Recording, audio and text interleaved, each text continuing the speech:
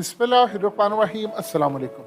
25 जून के बाद पाकिस्तान में खाने पीने की तमाम अशिया का बदतरीन बहरान पैदा होने वाला है और इतनी बड़ी किल्लत पैदा होने वाली है कि आज आपसे पहले कभी भी इस तरह की तबाही आपने पाकिस्तान में नहीं देखी होगी। हैरान कुन तौर पर आप देखिए जरा, जियो ने जो हेडलाइन लगाई है वो तो इस तरह उन्होंने आर्टिकल लिखा है कि जिस तरह पाकिस्तान के अंदर एक खास कोई अमीर तबका रहता है और ये जो खाने की चीजें हम इंपोर्ट करते हैं असल में वो 25 जून के बाद अब उनको नहीं मिलेंगी। तो उन्होंने छोटा सा आर्टिकल समअप किया है।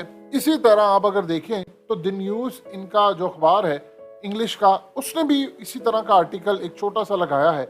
यानी वो आर्टिकल सिंपल सा बता रहा है जी, कराची की जो इंपोर्ट एसोसिएशन है उन्होंने कहा है कि हम 25 जून के बाद, हमें चूंकि बैंकों ने डॉलर्स देने बंद कर दिए हैं, तो किसी तरह की कोई भी पीने और खाने पीने की अशिया हम इंपोर्ट नहीं करेंगे। यानी ग्रोसरी का कोई काम नहीं होगा।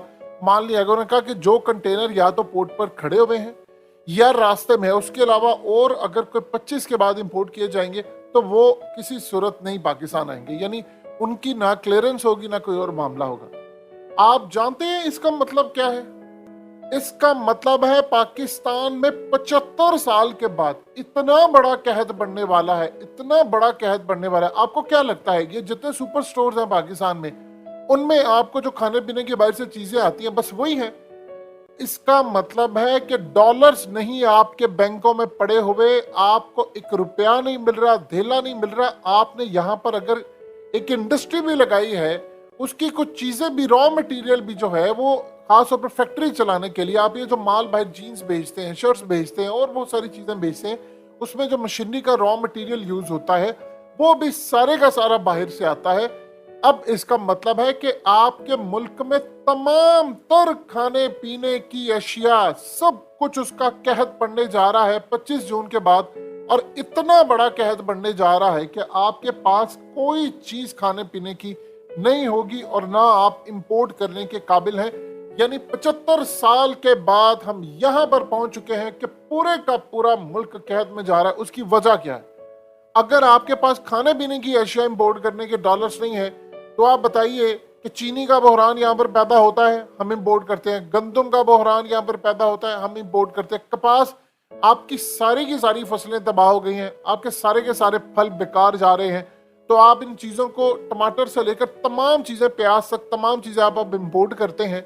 और जब आप इंपोर्ट करते हैं तो उसके लिए आपको चाहिए डॉलर्स। डॉलर्स आपके पास है नहीं और इस सारी सूरत हाल के अंदर ना इन्वेस्टर आपको पैसा देने को तैयार है, ना कोई और आपको करने को तैयार है, और आप मुकम्मल तौर पर आप बहरान में जा रहे हैं। ऐसा बहरान कि अब घरों में, यानी आप इमेजिन कर लें, अल्लाह के अजाब में से जो बदतरीन अजाब है, बदतरीन अजाब है, वो ये है कि आपके हाथ में पैसा होगा और शायद आपके पास पैसे भी, एक तो आम लोगों के पास पैसा नहीं, पैसा होगा, आप इंपोर्ट छोड़े, आप कुछ ले नहीं सकेंगे। ये वक्त आने वाला है कि आपके पास पैसे होंगे, आपको तेल नहीं मिलेगा, आपको पेट्रोल नहीं मिलेगा। आपके पास पैसे होंगे, आपको खाने पीने की चीजें नहीं मिलेंगी। अब आप बताइए, हमेशा ये कहा जाता था कि जी पाकिस्तान बिलियनर्स के लिए जन्नत है, यानी जो अरबपति लोग हैं, अमीर लोगों के लिए जन्नत है।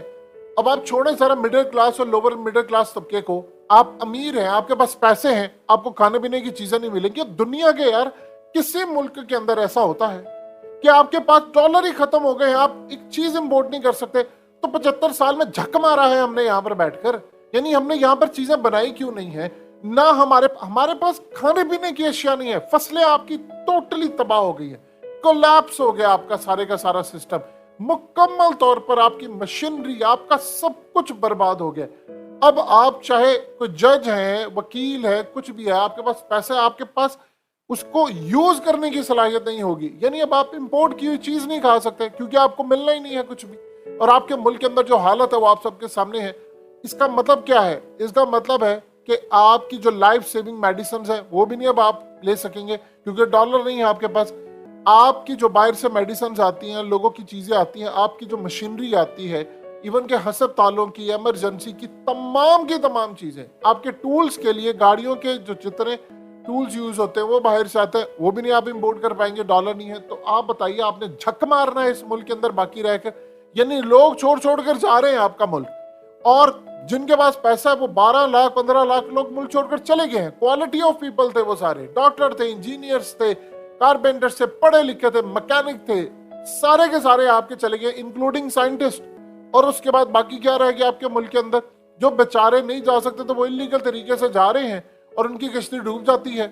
आपके मुल्क में बाकी क्या बचा है? यानी आप अंदाजा कर लें कि एसोसिएशन कह रही है कि यार हमारे पास पैसे नहीं है, हम मुल्क नहीं चला सकते, हम इंपोर्ट नहीं कर सकते। अब बताएं आप खाएंगे कहां से? आप तो चीनी इंपोर्ट करने वाले मुल्क में शुमार हो चुके हैं। हम लोग तो पहले यहाँ पर चीनी बनाते थे, अब होता क्या है, चीनी का आपने बहरान पैदा कर दिया, फिर आपको इंपोर्ट करनी पड़ती है। यानी अजीबो गरीब तमाशा, वही चीनियां बाहर देते हैं, वही यहाँ से आती है। शुगर माफिया उसको कभी यहाँ पर जखीरा कर लेता है, फिर रेट बढ़ा देता है। आप बताएं पूरे मुल्क के अंदर कोई एक इंसान का बच्चा होगा जो बिजनेसमैन है, जिसकी आप बायोग्राफी या किताब पढ़ के आप ये रूल्स निकाल सके कि यार इसने बड़े जबरदस्त रूल्स बताए हैं अमीर होने के या बिजनेस करने के? सारे के सारे ऑलमोस्ट माफिया है, टोटली माफिया। और पैसा कैसे कमाते हैं? जखीरा कर लो, या ईरान से पेट्रोल मंगा लो सस्ता और अवाम को महंगा दे दो, या उसके बाद चावल का जखीरा कर लो, गंदुम का कर लो, उसके अलावा चीनी का जखीरा कर लो, उसके बाद अवाम मारी मारी फिरे, वही चीज 200-300 महंगी कर दो, चलो जी आप अमीर हो गए। ये आप क्या तरीका? शर्म से डूब मरे। और हालत हमारी ये है कि हम दुनिया को कहते हैं हम एटमी ताकत, और भाई आपके पास इंपोर्ट करने को डॉलर नहीं है, $1 नहीं है आपके मुल्क के अंदर।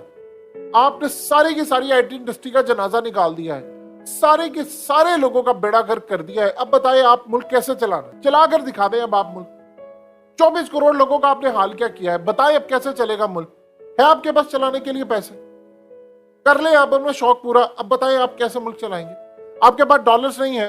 अब आप ये जो बाटा की फैक्ट्री हो, सर्विस की फैक्ट्री हो, दीगर फैक्ट्रीज हो, पेप्सी की हो, कोको कोला की, इनकी जो फैक्ट्रीज हैं उनमें जो रॉ मटेरियल है वो बाहर से आता है। आप एक सुई भी नहीं बना सकते, हमारी इतनी काबिलियत ही नहीं है। वो ड्रामे पुराने जमाने की वो झूठी बातें, वो जी स्टोरी थी, वो जी फलाने ने सुई बना दी, हमने उसके ऊपर मेडे लिख दिया। आपके पास वो मशीनरी नहीं है। वो बचपन से स्टोरी सुनते आ रहे थे, वो इसी तरह की स्टोरीज है।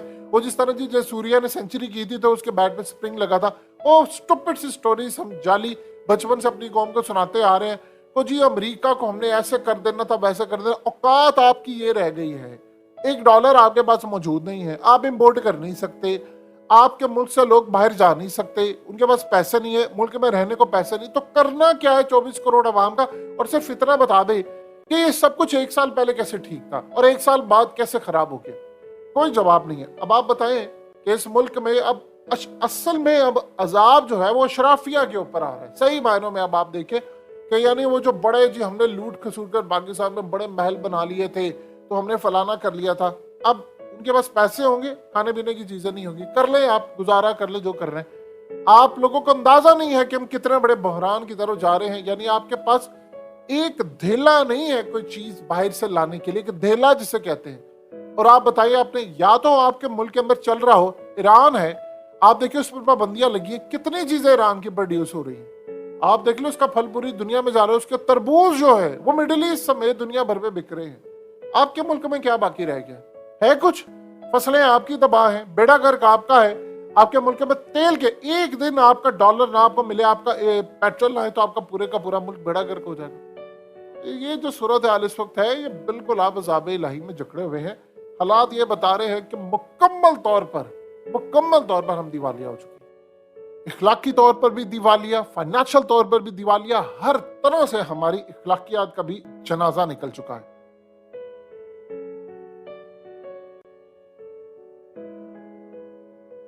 हकीकत टीवी को सब्सक्राइब करना मत भूलें, वीडियो को लाइक करें, शेयर करें और कमेंट सेक्शन में अपनी राय का इजहार जरूर करें।